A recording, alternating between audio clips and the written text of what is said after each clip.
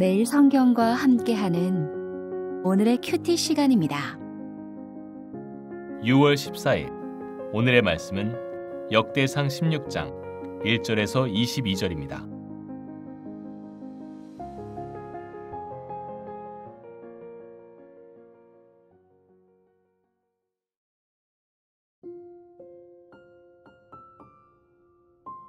하나님의 궤를 메고 들어가서 다윗이 그것을 위하여 친 장막 가운데에 두고 번제와 화목제를 하나님께 드리니라.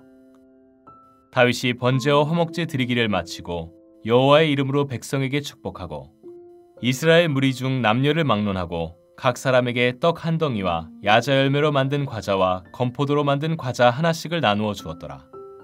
또 레위 사람을 세워 여호와의 궤 앞에서 섬기며 이스라엘 하나님 여호와를 칭송하고 감사하며 찬양하게 하였으니 아삽은 우두머리요 그 다음은 스가랴와 여이엘과 스미라목과 여히엘과 마띠디아와 엘리압과 분하야와 오베데돔과 여이엘이라.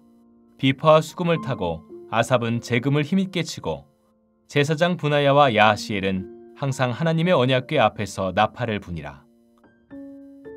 그날에 다윗이 아삽과 그의 형제를 세워 먼저 여호와께 감사하게 하여 이르기를 너희는 여호와께 감사하며 그의 이름을 불러 아뢰며 그가 행하신 일을 만민 중에 알릴지어다. 그에게 노래하며 그를 찬양하고 그의 모든 기사를 전할지어다. 그의 성호를 자랑하라. 여호와를 구하는 자마다 마음이 즐거울지로다. 여호와와 그의 능력을 구할지어다. 항상 그의 얼굴을 찾을지어다. 그의 종 이스라엘의 후손 곧 택하신 야곱의 자손 너희는 그의 행하신 기사와 그의 이적과 그의 입의 법도를 기억할지어다. 그는 여호와 우리 하나님이시라. 그의 법도가 온 땅에 있도다. 너희는 그의 언약 곧 천대에 명령하신 말씀을 영원히 기억할지어다. 이것은 아브라함에게 하신 언약이며 이삭에게 하신 맹세이며 이는 야곱에게 세우신 율례 곧 이스라엘에게 하신 영원한 언약이라. 이르시기를 내가 가나안 땅을 내게 주어 너희 기업의 지경이 되게 하리라 하셨도다. 그때 너희 사람 수가 적어서 보잘것없으며 그 땅에 객이 되어 이 민족에게서 저 민족에게로 이 나라에서 다른 백성에게로 유랑하였도다.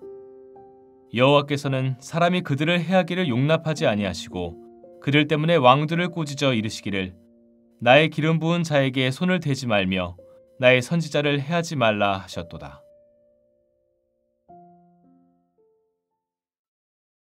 언약궤를 다윗의 장막에 안치한 후에 하나님을 찬양하는 내용이 내일까지 이어집니다. 이로써 언약궤를 안치하는 13장에서 16장 단락이 마무리됩니다. 성막과 번제단이 기브온에 그대로 있는 상태에서 다윗은 새로운 장막을 다윗성에 예비하고 언약궤를 그 장막에 모셔둡니다. 오래전 조상들을 광야에서 인도하던 그 언약궤, 약속의 땅에 이르기 전에 요단강을 멈추게 하던 그 언약궤가 이제 다윗성에 무사히 안치되어 있다는 사실에 감격하면서 다윗은 찬양의 자리로 온 백성을 초대합니다. 먼저 1절에서 3절입니다. 다윗은 무사히 장막에 언약궤를 안치하고 번제와 화목제를 드립니다. 이 두 제사는 이스라엘 예배의 중심이기도 합니다. 다윗은 제사 드리는 일을 마치고 마치 제사장처럼 이 일에 함께한 백성을 축복하며 모여있는 사람에게 빠짐없이 선물을 나누어 주었습니다. 제사와 식사 나눔은 언약 관계에서 하나님과의 사귐, 서로 간의 사귐을 보여주는 방식입니다. 어제 본문에서 세마포옷과 배 에봇을 입고 제사장처럼 묘사되었던 다윗은 여전히 제사장적 왕으로 표현되고 있습니다. 언약 공동체인 이스라엘이 제사장 나라인 것을 잊지 않도록 하려는 것입니다. 4절에서 6절은 다윗이 찬양대를 조직하는 내용을 담고 있습니다. 4절에 칭송하고는 기억하게 만들기 위해, 기념하기 위해로 번역할 수 있습니다. 다윗은 안치해 놓은 언약궤 앞에서 하나님을 칭송하고 감사하며 찬양할 레위인을 임명합니다. 5절 아삽은 이 일의 우두머리가 되어 하나님께 감사와 기도, 찬양을 통해 공동체를 인도하는데 그들은 하나님이 이름을 두실 솔로몬의 성전에서도 이 역할을 이어나갈 것입니다. 에스라와 느헤미야를 보면 역대기 첫 독자들이기도 한 포로에서 돌아온 사람들은 아삽의 후손들이 찬양대로 섬기는 것을 본 사람들입니다. 그들의 역할을 아는 역대기 독자들은 다윗이 임명한 아삽의 이름을 대할 때 찬양의 깊은 역사와 찬양의 이유를 다시 새길 수 있었을 것입니다. 이들 레위 가문의 예배 인도자들은 숙련된 음악가일 뿐 아니라 율법에 훈련된 자들이기도 합니다. 시편 50편을 비롯하여 73에서 83편의 시들이 아삽과 그의 아들들이 지은 것입니다. 그들은 자신들의 역사를 잘 알고 있었고 율법을 연구해 왔기 때문에 하나님의 성품과 그분의 능하신 행적을 열거할 수 있었습니다. 우리가 언뜻 읽어도 그들의 시편은 신학적으로 풍부하다는 것을 알 수 있습니다. 그들은 신학자이자 예배 인도자였으며 음악가이자 작곡가였습니다. 이렇듯 시편은 성경 말씀에 뿌리 내린 찬양과 예배가 필요하다는 것을 보여줍니다. 예배는 예배자 중심이 아니라 언제나 하나님 중심이어야 합니다. 이어서 찬양에 대한 명령과 선언이 7절부터 이어집니다. 우리는 마치 시편을 읽는 것 같은 느낌을 받게 되는데 8에서 22절이 시편 105편 일부와 일치하기 때문입니다. 찬양에 대한 다윗의 명령이 시편에 담겨 오늘 우리도 그의 언어로 하나님께 대한 감사와 찬송을 이어가고 있다는 사실이 놀랍습니다. 이어질 노래들은 하나님이 행하신 일에 초점을 맞춥니다. 하나님의 백성된 그들은 하나님이 하신 모든 일을 이스라엘을 넘어 열방에 전할 책임이 있습니다. 이미 역대기 저자는 족보에서부터 이스라엘이 이 일을 증거하는 백성으로 부름받았다는 것을 강조한 바 있습니다. 105편과 같은 내용인 첫 부분은 하나님을 찬양하는 것의 의미를 설명합니다. 우리가 하나님을 찬양하는 것은 그분이 우리와 맺으신 은혜로운 언약 때문입니다. 찬양은 감사하라는 명령으로 시작되며 그 핵심 단어는 기억하라입니다. 하나님이 하신 일과 그분과의 언약을 기억하라는 것입니다.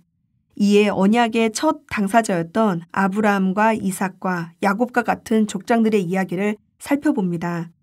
하나님은 아브라함과 이 언약을 맺으시고 그것을 이삭과 야곱에게 물려주셨습니다.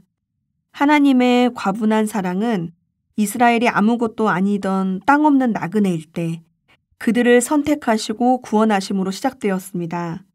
18절에 보면 그들이 지낼 땅을 약속하셨습니다.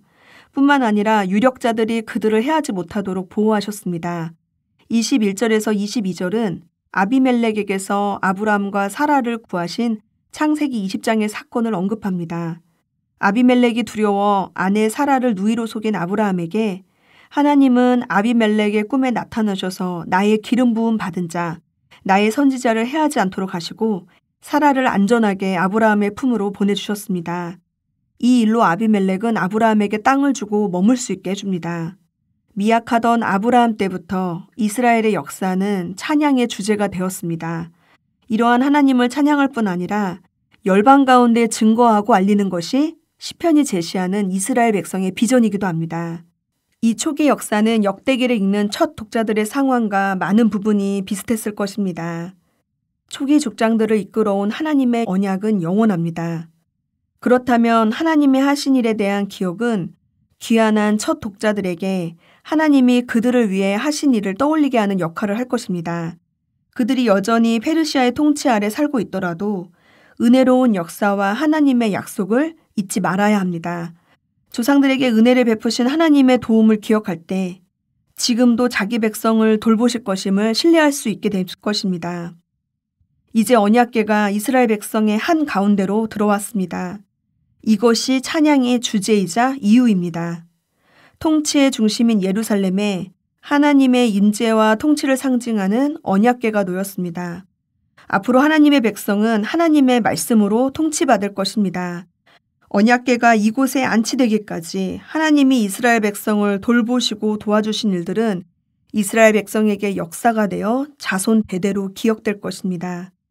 그들은 하나님의 다스리심 아래 열국의 인정을 받는 나라를 이룰 것이고 그들이 섬기는 하나님의 이름을 널리 알리게 될 것입니다. 이스라엘의 이 비전은 지금 우리의 비전이기도 합니다.